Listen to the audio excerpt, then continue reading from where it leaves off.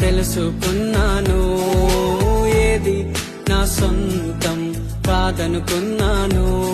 ఈ లోకం ఒక మాయని తెలుసుకున్నాను.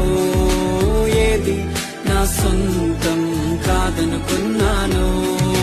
తప్పిపోయిన కుమారుని నేనైతే నా కొరకై నిరీక్షించే తండ్రి నా యేసు.